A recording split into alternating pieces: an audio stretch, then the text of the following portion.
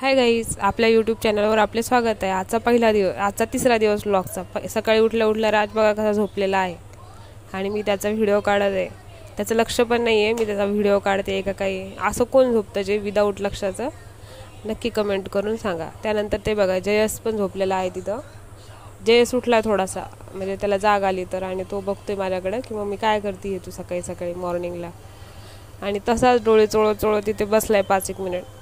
तो बोर होऊन शेवटी राजकडे आला व्हिडिओ, तरी राज काय उठला नाही। राजला म्हटले राज उठ, मी व्हिडिओ काढते। घडीमध्ये टाईम तो खूपच जास्त झाला आहे बघा, 8:30 वाजले, तरी पण त्यांचा काही उठायचा पत्ता नाही। मग नंतर राज इकडून तिकडून थोडंफार ते क्ले आणल्या त्याच्यासोबत खेळते त्याचं लक्षच नाही मी काय करते। आणि तिकडे जे झोपले आंघोळ करून व्यवस्थित, त्याला बरं वाटत नाही इथं।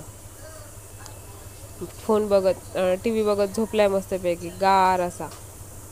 आता नाटक करतोय त्यालाच माहीत बरं गाईज। मग गाईज आता मी मस्त आता आवरले, हे बघा घरात उठतच नाही यार जयस, त्याला उठवून मी कंटाळले आता बघा। आणि राजला पण दाखवून कंटाळले, तर माझं काम आवरायचं राहिलेलं आहे तसंच। पण माझं स्वतःचं आवरलं मी तर। हा आहे मी आज लुक, कारण की मला इंटरव्ह्यूला जायचं आहे, त्यासाठी मी मस्त आवरून बसले आहे। वरण भात बनवला मस्त जेवायला, आणि आता आवरलं।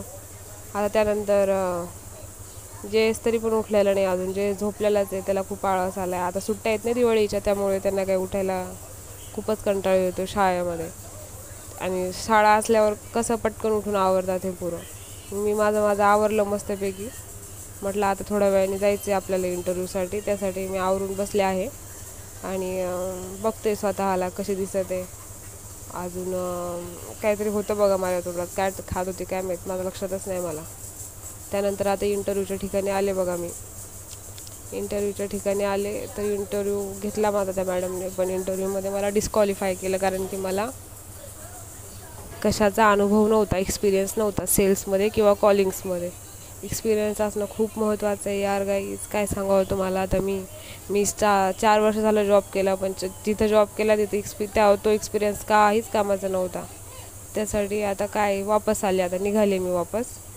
आणि बोर होऊन कारण की डिस्क्वालिफाय केल्यामुळे मला माझा मूड सगळा निघून गेला त्या मॅनेजरने, HR ने तिथल्या त्या ऑफिसमधल्या। आणि थोडंफार रडून, थोडंफार हे करून, थोडंफार डोळ्याला पाणी आलं। काय सांगू तुम्हाला गाईज, तुम्ही पण नक्की कमेंटमध्ये सांगा की कोणी असं तुमच्यासोबत झालेलं आहे।